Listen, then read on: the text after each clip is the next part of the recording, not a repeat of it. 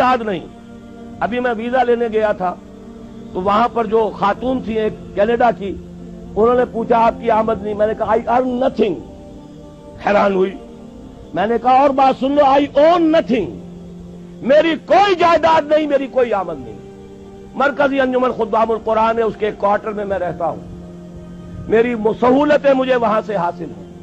2 وقت کی روٹی یہ میرے بچے ہیں جو کنٹریبیوٹ کر دیتے, اس سے میں کھا رہا ہوں. اس لیے کہ میرا ایک مکان تھا, وہ میں نے بیچ کر ان کے لیے چھوٹے چھوٹے 3 کمرے کے 4 کوارٹر بنا دیے ہیں, اور وہ ان کے نام کر دیے. میرے نام پر, میری بیوی کے نام پر 1 پیسے کی جائیداد نہیں, کسی کمپنی کا کوئی 1 پیسے کا حصہ نہیں, کہیں میرے پاس کوئی بانڈز نہیں, اللہ بچائے رکھے اس لعنت سے, اور نہ کہیں کوئی میرے ہاں اس طرح کی اور کوئی شے موجود ہے. تو یہ اچھی طریقے سے جان لیجئے, میں نے زندگی لگائی ہے اسی کام کے لیے لگائی ہے. مجھے کوئی احساس محرومی نہیں ہے, روٹی مجھے ملتی رہی ہے, آج تک فاقہ نہیں آیا ہے. رزق اللہ نے اپنے ذمہ رکھا ہوا ہے, لیکن میری توانائی لگی ہے میکسیمم قرآن پڑھنے اور پڑھانے میں. خیرکم من تعلم القرآن وعلمہ. اور یہ کس لیے کیا؟ جب انجمن خدام القرآن لاہور کی قائم کی تھی, اس کے دیباچے میں لکھ دیا تھا کہ میں صرف انجمن بنانے کا قائل نہیں ہوں, میرے پیش نظر اقامت دین کی فرضیت ہے, میں ایک جماعت قائم کرنا چاہتا ہوں. یہ پہلا قدم ہے مرکزی انجمن خدام القرآن کا, اور یہ 1972 کی بات ہے, آج سے 21 برس قبل کی جو میں آپ کو بتا رہا ہوں. بہرحال پہلا کام وہی ہے جو حضور نے کیا.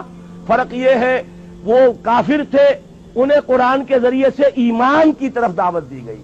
ہم مسلمان ہیں, ہمیں قرآن کے ذریعے سے تجدید ایمان کی دعوت دینی ہے. مرحلہ ایک ہی ہے, اس میں کوئی فرق نہیں. نمبر 2, وہ جو حدیث میں سنا چکا ہوں, آمرکم بخمس بالجماعت والسمع والطاعت والہجرت والجہاد فی سبیل اللہ. اب جو لوگ واقعتاً شعوری ایمان اختیار کریں, شعوری طور پر فیصلہ کریں کہ مسلمان جینا ہے, مسلمان مرنا ہے, ان صلاتی و نسکی و محیای و مماتی للہ رب العالمین, یہ طے کرے نا پہلے. صرف جلسوں سے تو نہیں ہوگا, یہ تو ہوگا تو پھر کچھ کرنے سے ہوگا. اور کرنے کے لیے میدان میں وہ آئے جو پہلے اپنی ذات پر اپنے گھر میں دین نافذ کر چکا ہو. اگر یہ نہیں ہے تو جھوٹا ہے, فریبی ہے, اسلام کا نام لیتا ہے. تو اپنی ذات پر اپنے گھر میں اسلام قائم کرو اور پھر جڑ جاؤ, ایک مل جل کر ایک جمعیت بنو, ایک طاقت بنو, ایک قوت بنو, جماعت بنو, حزب اللہ بنو. آمرکم بخمسن, میں تمہیں 5 باتوں کا حکم دے کر جا رہا ہوں. جماعت کی شکل میں رہو, جماعت بھی ڈھیلی ڈھالی نہیں. بالجماعت والسمع والطاعت, سنو اور اطاعت کرو, لسن اینڈ اوبے. ایسی منظم جماعت. یہ منظم جماعت کیا کرے گی؟ ہجرت اور جہاد. ہجرت کے بارے میں پوچھا گیا, ای الہجرت افضل یا رسول اللہ, اے اللہ کے رسول یہ بتائیے سب سے افضل ہجرت کون سی ہے؟ فرمایا ان تہجر ما کرہ ربک, ہر اس چیز کو چھوڑ دو جو تمہارے رب کو پسند نہیں. یہی وجہ ہے میں نے جب جماعت تنظیم اسلامی کے نام سے قائم کی ہے, اس تنظیم اسلامی کی جماعت میں جو عہد نامہ ہے اس میں شمولیت کا, اس کی پہلی شق یہی ہے, انی اعاہد اللہ, میں اللہ سے ایک عہد کرتا ہوں, ان اہجر کل ما یکرہہ, ہر اس چیز کو چھوڑ دوں گا جو اسے ناپسند ہے. یہیں سے شروع ہوگی ہجرت. اسی کو کہا ہے یہ سب سے اونچی ہجرت ہے, افضل ہجرت ہے.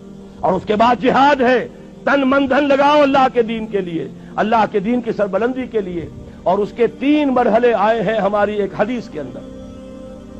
تم میں سے جو کوئی بری کو دیکھے, حدیث بہت عام ہے, سب کو یاد ہوگی, اس کا فرض ہے طاقت سے روکے, اور اگر اس کی ہمت نہیں ہے زبان سے روکے, اس کی بھی ہمت نہیں ہے تو دل سے نفرت ضرور رکھے, اور یہ ایمان کا کمزور ترین درجہ ہے. ظاہر بات ہے اس جماعت میں, تنظیم اسلامی میں, اس حزب اللہ میں, اس خلافت کو قائم کرنے والی آرگنائزیشن میں وہی لوگ آئیں گے جنہیں بدی سے نفرت ہے اور نیکی چاہتے ہیں کہ قائم ہو جائے.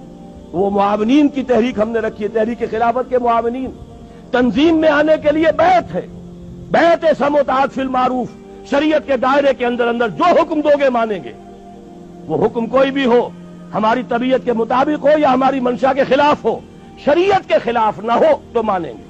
یہ ہماری بیعت ہے تنظیم اسلامی میں شمولیت کی.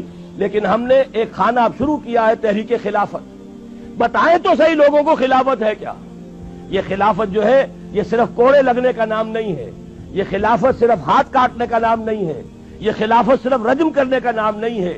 یہ ساری چیزیں خلافت میں ہیں, لیکن پہلے خلافت کفالت کی ذمہ داری لیتی ہے, پہلے خلافت تمہیں حقوق دیتی ہے, پہلے خلافت جو ہے تمہیں تعلیم دیتی ہے, تمہیں توبہ کی توفیق عطا کرتی ہے. اس کے بعد بھی اگر آپ کی روٹی کپڑا مکان ریاست کی ذمہ داری ہو پھر بھی آپ چوری کریں تو ہاتھ کٹے گا. اگر آپ کے لیے نہ یہ بے حیائی ہے، نہ یہ سترو جو حجاب کے قوانین ہیں ان کی خلاف ورزی ہے، نکاح کا راستہ آسان کر دیا گیا ہے، اس کی رکاوٹیں دور کر دی گئی ہیں، پھر بھی آپ زنا کرتے ہیں تو رجم ہوگا اگر آپ شادی شدہ ہیں. لیکن یہ کہ اس پورے نظام کو ایک آرگینک ہول کی حیثیت سے سامنے رکھنے کی ضرورت ہے. تو امر بالمعروف نہی عن المنکر جب تک طاقت کافی نہیں ہے صرف زبان سے ہوگی. جب طاقت کافی ہو جائے گی میدان میں آئیں گے.